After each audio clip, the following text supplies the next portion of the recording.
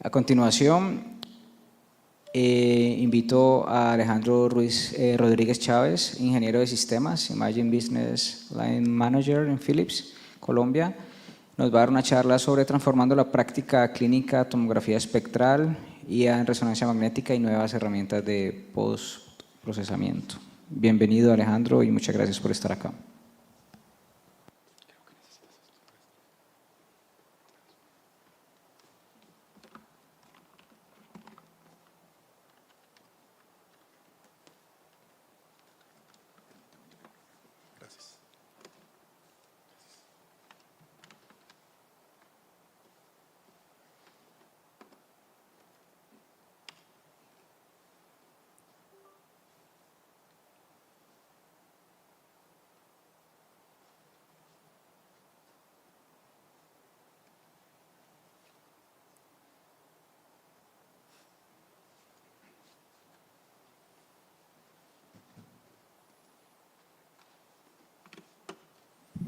Buenas tardes a todos. Muchas gracias por la invitación al evento. Mi nombre es Alejandro Rodríguez, soy el gerente de la línea de imágenes diagnósticas para Philips en la región de North Hispanic. Vamos a hablar un poco de dos modalidades como resonancia magnética y tomografía. Y vamos a hablar de algo que es bien interesante, que hoy en día pues, lo abordamos en diferentes instancias de la cotidianidad, así como también pues, no es ajeno el tema de la tecnología en imágenes, y es la inteligencia artificial. Desde Philips es muy importante que todos nuestros usuarios, entendiendo como usuarios no solamente las personas que manejan nuestra tecnología o los especialistas clínicos que se valen de nuestra tecnología, sino también pues, todas las personas, porque finalmente los pacientes también son los usuarios de la tecnología, entiendan cuál es el enfoque que tenemos como compañía y sobre todo pensando en la responsabilidad de la inteligencia artificial. Entonces, siempre que hablamos en Philips de charlas de inteligencia artificial, le dedicamos unos minutos al comienzo para tocar unos tópicos que hoy en día abordamos, digamos que, vuelvo y repito, en la cotidianidad, pero que muchas veces los dejamos pasar desapercibidos.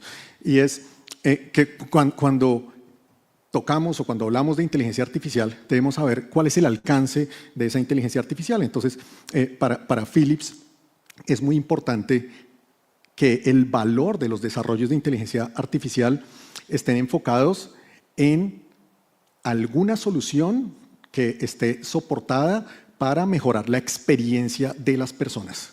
A eso lo llamamos inteligencia artificial centrada en los pacientes. Inteligencia artificial con un propósito, ¿sí? No es simplemente desarrollar inteligencia artificial porque sí, sino es hacer desarrollos de inteligencia artificial para que tengamos beneficios. Y esto sí que lo vemos hoy en día, no solamente en el día a día, sino también pues, en la industria.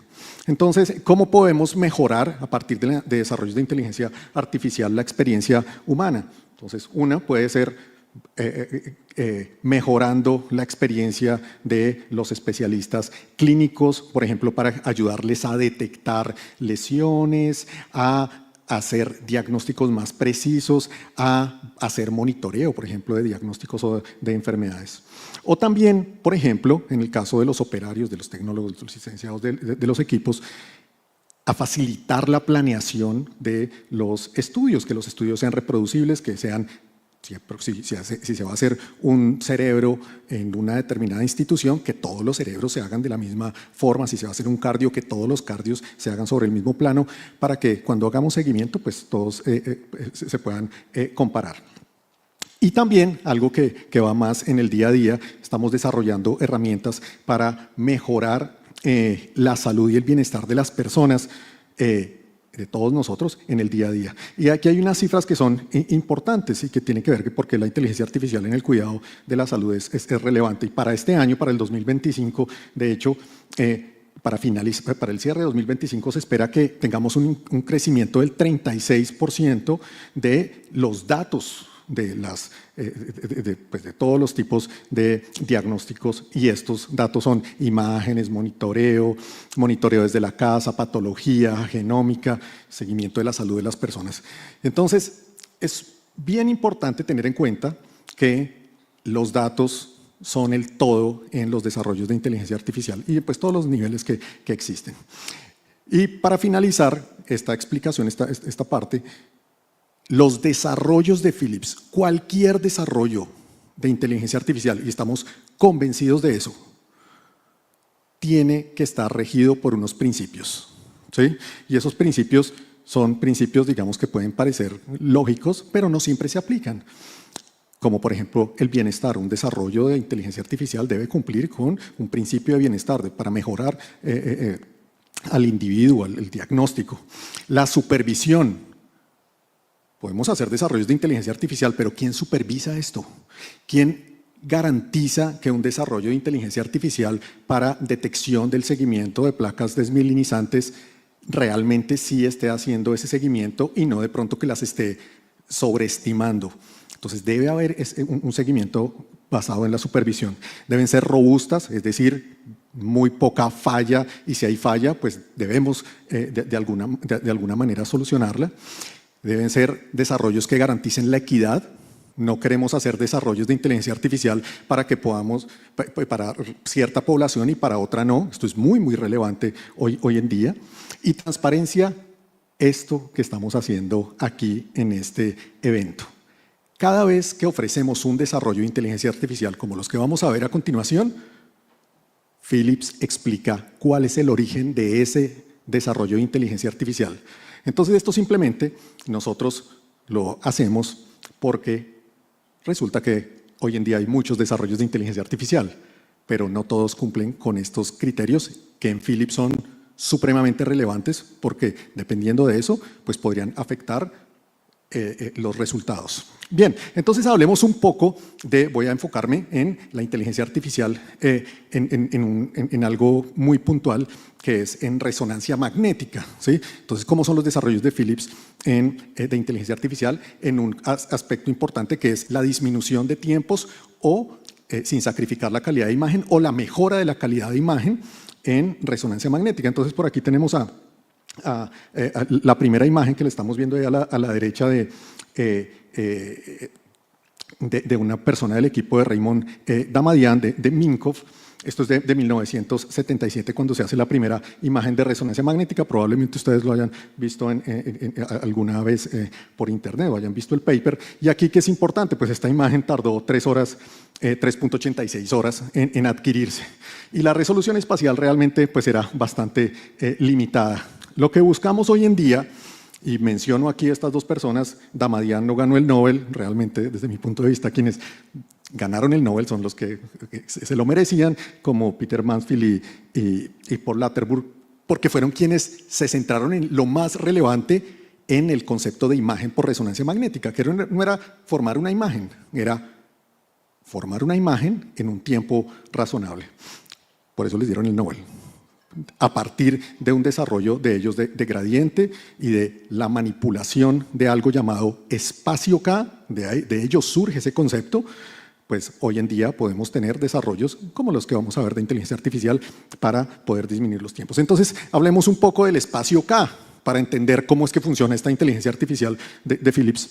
Entonces, esta imagen que estamos viendo a la derecha, ese T2 axial, está formado a partir de múltiples frecuencias que deben ser adquiridas en una secuencia. Llamamos secuencia porque se tienen que, digamos, que leer todas estas señales, que es cada uno de esos puntos. Pero la lectura de cada uno de esos puntos toma tiempo. Entonces, la pregunta es, ¿todos los puntos son importantes? ¿Todas las frecuencias son relevantes? ¿Son igual de relevantes? Pues la respuesta la podemos encontrar en el análisis y la descomposición del espacio K. Aquí este es un ejemplo que yo realicé con una herramienta de creación del espacio K. Esto es una muñeca con muy pocas bordes y con dos grises, ¿sí? Entonces, si vemos en el centro del espacio K, tenemos una pequeña cantidad de frecuencias que son las más relevantes, y las de la periferia no son tan relevantes. Pero podemos complejizar un poco la imagen, y ahora tenemos tres muñecas, los mismos contrastes, es decir, más bordes, y lo que vemos es que hay mayor cantidad de frecuencias relevantes. Si le aumentáramos el valor de grises, pues tendríamos un espacio K aún más complejo. Y si nos vamos a Velázquez con las meninas, lógicamente está a color, sino que la pasé a escala de grises para poder hacer la descomposición del espacio K. Esto es real, yo lo hice. Entonces tenemos una gran cantidad de frecuencias en el centro, pero seguimos viendo la característica que las frecuencias de la periferia no son tan relevantes. Entonces esto nos da un punto de partida, y es que las frecuencias de la periferia quizá no sean tan relevantes, como las del centro. Entonces el secreto sería utilizar un método que detecte, que sea capaz de detectar esas frecuencias centrales dependiendo del tipo de imagen. No es lo mismo las meninas, por ejemplo, si fuéramos a hacerlo sobre el grito de Edvard Munch. Es diferente, ¿sí? Entonces, esta técnica se llama Compressed Sense.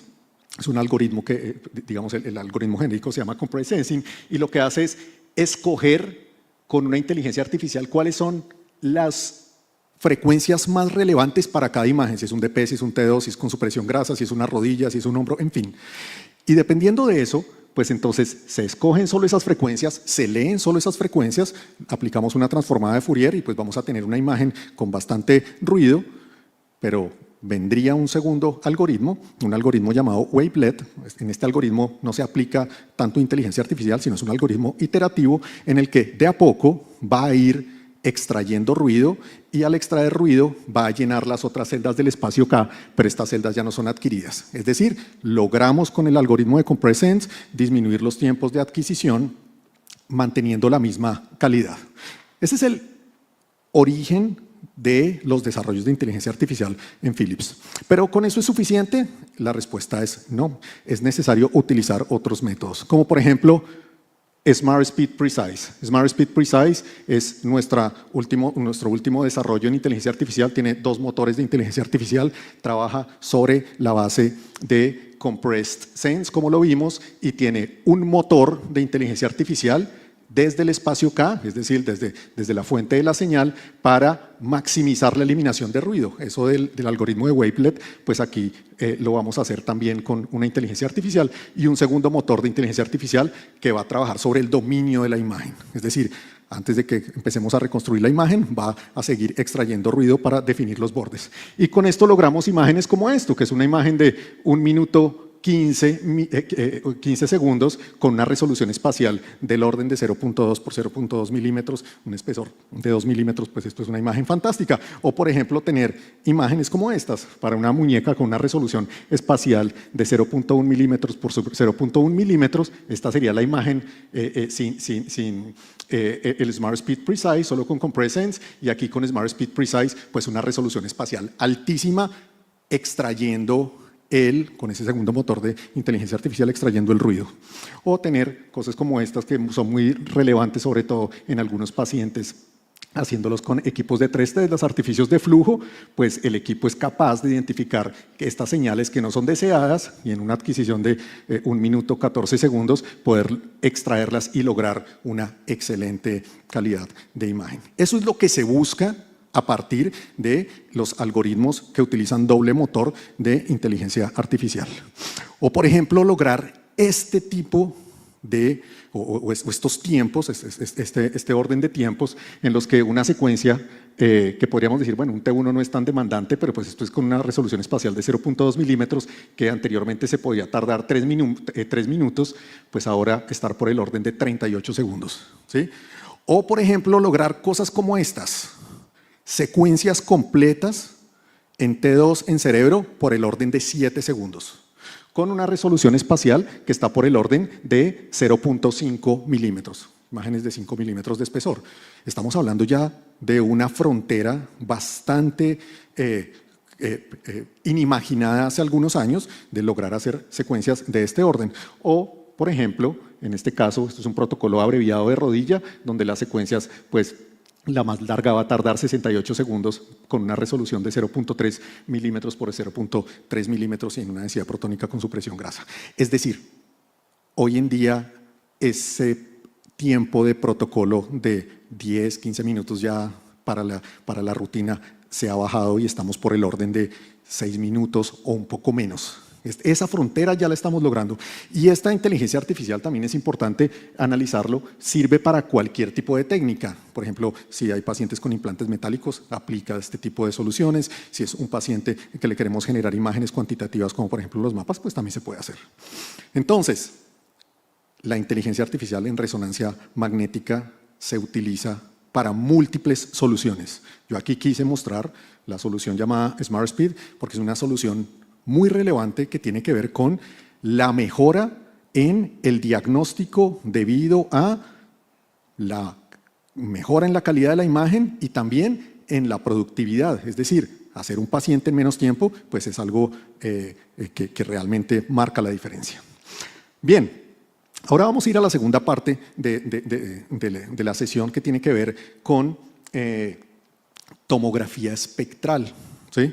Entonces, cuando hablamos de tomografía espectral, esta parte a mí me gusta mucho mencionarla o hablar de ella, porque hoy en día el término de tomografía espectral está un poco, digamos que, generalizado para unas técnicas que no son espectrales. Entonces, ¿qué es la tomografía espectral? Hablemos un poco de esto. Entonces, para mencionarla, hablemos o veamos este caso. Un día en la rutina de pacientes hacemos este estudio de abdomen con contraste y vemos que aquí hay una pequeña captación de medio de contraste. ¿Qué podría ser? Pues hagamos una fase un poco más tardía, y haciendo una fase un poco más tardía, pues de pronto podríamos hallar algo. Pero ya el estudio fue adquirido. De pronto mandemos al paciente a resonancia y hagámosle un diagnóstico completo. ¿Qué podríamos hacer?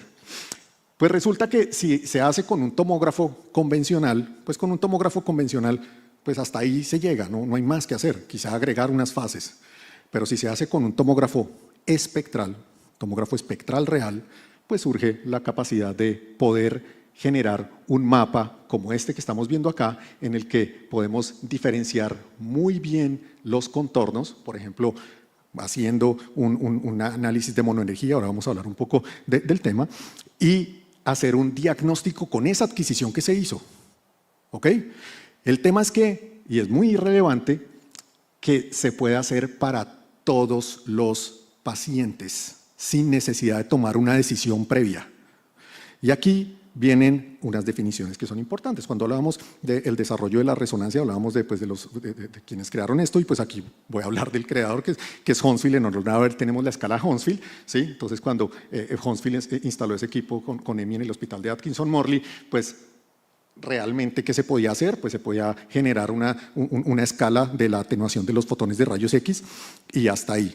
Pero Hounsfield sí dijo algo en su planteamiento del desarrollo de la tomografía, que lo hizo junto a Cormack, o bueno, de manera independiente con Cormack, y lo dijo: si somos capaces, ojo con esto, de descomponer las energías de los fotones, podríamos llegar a un punto en el que podríamos tener diferenciación de número atómico. Un poco retador el tema, ¿no? Pero veamos entonces ¿qué es la tomografía espectral? Y aquí entonces yo quiero utilizar aquí, siempre lo pongo aquí en las charlas esta diapositiva, porque es mi árbol favorito, de mi grupo favorito, mi mejor grupo de rock que hay, en el que muestran el Dark Side of the Moon, cómo se descompone la luz en los diferentes espectros. Eso es lo que buscaríamos con la tomografía espectral. Un tomógrafo convencional llega hasta acá. Con la tomografía espectral podríamos tener la segunda parte del Dark Side o de la portada del Dark Side of the Moon. Y aquí hay un ejemplo. Miren esto, esta es la curva que muestra el coeficiente de atenuación, ¿sí?, del yodo, del tejido adiposo y del tejido musculoesquelético, con diferentes niveles de energía. Vemos que con energías más altas el nivel de atenuación en este caso decaería, es menor, pero miren lo que pasa con el yodo. Muy cerca por aquí, a 40 kiloelectronvoltios, tenemos una brecha grande. Es decir, en este punto, y solo como ejemplo, para el yodo, que es muy relevante, tenemos mayor diferenciación entre el resto de tejidos y el yodo. Entonces, ¿cómo se aborda esto? Pues resulta que la industria lo ha hecho de diferentes formas durante durante los años, porque pues esto, de hecho, Hounsfield lo planteó, podemos descomponer la energía. Entonces, pues existen diferentes aproximaciones, una en la que un tubo de rayos X gira con una energía y luego gira con otra energía, está bien, una energía alta, una energía baja, otro fabricante una energía alta y otra energía baja con 2 tubos de rayos X y 2 detectores, o algo que se llama KB switching, que hace adquisiciones interrumpidas, ¿sí? Switchadas durante un giro completo. A esto, hoy en día, muchos tomógrafos funcionan así. De hecho, una gran parte de los tomógrafos que están instalados en nuestros países tienen estas tecnologías. Tomógrafos convencionales con capacidad de generar descomposición a partir de doble energía. Eso es un tomógrafo convencional de doble energía. La aproximación que hace Philips es un detector que tiene 2 capas, una capa que detecta los fotones de baja energía sobre una capa que detecta los fotones de alta energía. Es decir, con el mismo haz de rayos X vamos a tener la capacidad de descomponer esas 2 energías. En estos casos de tomógrafos convencionales de doble energía, pues toca tomar una decisión antes de hacer el estudio. Por eso es que muchos de los tomógrafos que tienen esta capacidad, pues nadie termina utilizando esto porque es muy complejo para el operario tomar esa decisión previa. Con la tecnología del tomógrafo espectral, del detector espectral, desde el primer paciente ya tenemos la capacidad de generar información espectral. Y entonces es algo como esto, lo que vemos. Entonces una parte del detector va a detectar los fotones de baja energía y otra parte del detector detectará los fotones de alta energía. Así es como funciona. Entonces, ¿para qué serviría esto?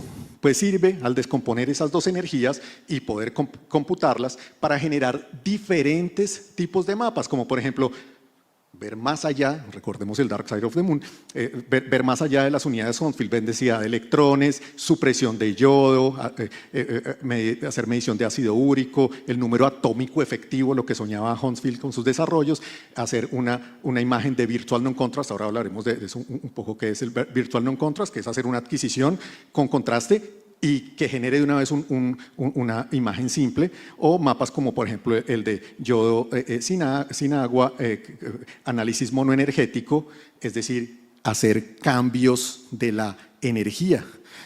Y veamos aquí un caso, esto es un caso de la rutina.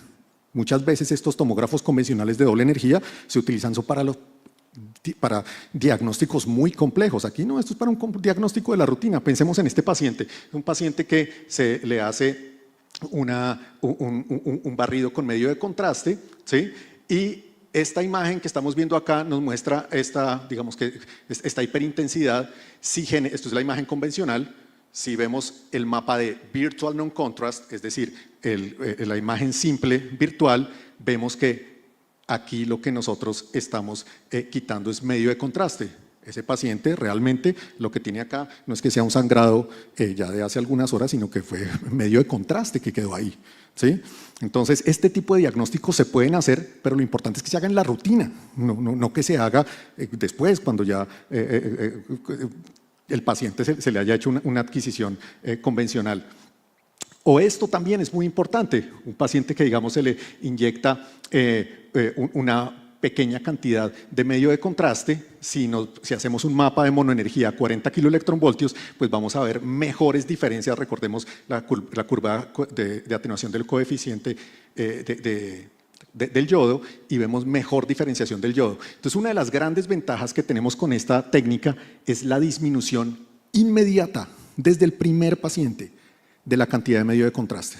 Entonces, bueno, allí está las personas de medio de contraste. Esto es una mala noticia también para medio de contraste, y es que ese cálculo de 1 mililitro por kilo de medio de contraste con estos tomógrafos ya no va más. Ahora es 0.5 o 0.4 mililitros por kilo. ¿Por qué? Pues porque todos los pacientes que tengan medio de contraste, simplemente lo que uno hace es cambiar a monoenergía de menos energía y vamos a tener mejor realce. Y hay ejemplos que son bien interesantes. Todos nuestros usuarios de esta tecnología de una vez nos dicen, en el primer año ahorramos por lo menos el 50% en el consumo de medio de contraste. Entonces, algo relevante. O veamos esto, por ejemplo, también ya en adquisiciones un poco más complejas, como angio de arterias coronarias. Esto es una imagen convencional, ¿sí? Un paciente con unas placas, una descendente anterior, y vemos una placa calcificada y una placa blanda. Si hacemos el monoenergía con 50 kiloelectronvoltios, pues vemos una mejor diferenciación del medio de contraste, pero también podríamos hacer un monoenergía 100 kiloelectronvoltios para ver mejor el calcio. Y si hacemos un yodo sin agua, pues va a ser ideal para medir la luz del vaso. Se está convirtiendo en el estándar de oro para este método hacer mapas de yodo sin agua para medir la luz del vaso. Es decir, si alguien tiene un tomógrafo y quiere medir la luz del vaso de manera correcta, pues con un tomógrafo convencional no lo va a poder hacer como si lo hace con el yodo sin agua, porque está extrayendo toda la información del resto de los de los tejidos, por ejemplo, de la íntima, de las paredes del vaso. O, por ejemplo, si hacemos un stent, pues ahora con un mapa de yodo sin agua, pues podemos ver mucho mejor el interior del stent, por ejemplo, una placa blanda que se esté formando dentro del stent. O lograr cosas como esta, lo que estamos viendo aquí. Esto es aparte de la composición compleja de la placa que tendríamos dentro del stent, podríamos ver esto que sería un déficit de perfusión. No es una secuencia de perfusión, ¿sí? En tomografía hacer perfusión por tomografías, la dosis de radiación es muy elevada, no es como por resonancia que digamos que sería el estándar. Aquí en este caso lo que podemos hacer es un mapa de número atómico efectivo y podemos ver dónde está más incrementado ese déficit de perfusión. Aquí en la imagen convencional apenas se insinúa, pero no se ve. Si esto lo sumamos a la inyección de un agente de estrés, pues vamos a tener información pues mucho más precisa. Esto nos lleva a resultados que tenemos en múltiples sitios donde tenemos esta tecnología, en los que la disminución de la cantidad de medio de contraste pues realmente es superior al 50%. Y esto tiene grandes beneficios, no solamente ese ahorro, sino también pues, menos riesgo sobre el paciente. ¿Ok? Aquí este es un caso también utilizando el mapa de densidad de yodo. Miren aquí un déficit de perfusión, lo que antes se podría hacer para mirar la extensión de una cicatriz con una secuencia de realce tardío por resonancia magnética. No quiere decir que esto la reemplace, pero pues esta información ahora va a estar disponible siempre. Siempre que se haga un angio de coronarias, pues este tipo de información va a estar disponible. No es opcional, siempre va a estar. Ahora, para finalizar, viene algo que es importante y tiene que ver con el postproceso, porque esta tecnología pues llegó para quedarse. Hoy estamos hablando de técnicas como por ejemplo el conteo de fotones, y el conteo de fotones trabaja sobre este mismo concepto de detectores de múltiples capas, ¿sí? No es un tomógrafo convencional de doble energía, son técnicas especiales. ¿Y qué ocurre con las técnicas convencionales de doble energía? Pues que si se llegan a hacer, digamos que alguien hace este proceso, pues, o por ejemplo también ocurre con el photon counting, pues se generan los diferentes mapas, por ejemplo todos los mapas de monoenergía que se requieren, se envían al PACS y en el PACS los van a visualizar. Entonces ya no son 1000 imágenes, sino son 1000 imágenes multiplicadas por el número de mapas. Si son 8 mapas, pues son 8000 imágenes. Entonces esto causa un problema en la manera en que se utiliza esta tecnología, y la idea es que la utilicen. Philips, ¿cómo aborda el diagnóstico de las técnicas espectrales? Pues aquí nosotros enviamos la imagen convencional más esto que se llama SBI Dataset, que es la misma cantidad de imágenes, es decir, son 1000, ahora serán 2000, y con estas 2000 imágenes vamos a tener sobre un servidor donde está todo el postproceso la posibilidad, conectándose al PACS, cualquier PACS, el PACS que sea, de poder visualizar cualquier mapa. Es decir, no perdemos espacio de almacenamiento como se hace con cualquiera de estos tomógrafos, sino que se envían solamente los datos normales, el dato de SBI, el dato espectral, y el especialista lo único que hace es escoger el mapa que desea, y con esto entonces realmente va a utilizar el espectral. Y recuerden, para el 100% de los pacientes, desde el paciente 1 en adelante, no como pues una tomografía convencional de doble energía. Bueno, muchas gracias por el tiempo. No sé si hay espacio para alguna pregunta, ¿no? Ahora en el foro Perfecto. los invitamos. Gracias. Bueno, Alejandro.